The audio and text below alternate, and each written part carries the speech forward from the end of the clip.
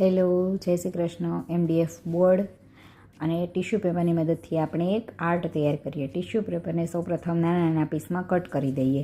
ત્યારબાદ તેને 4 કન્ટેનરમાં ભરી લઈએ. મારે 4 કલરની જરૂર છે, એટલા માટે 4 કન્ટેનર લીધા. ત્યારબાદ એક્રેલિક કલર અને ફેવિકોલની મદદથી એક મિક્સ તૈયાર કરીએ.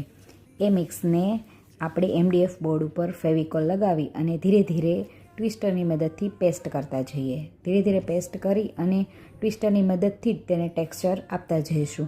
તેથી સુંદર મજાનું તૈયાર થઈ જશે. ત્યારબાદ તેને ઓવરનાઇટ ડ્રાય થવા દેશું.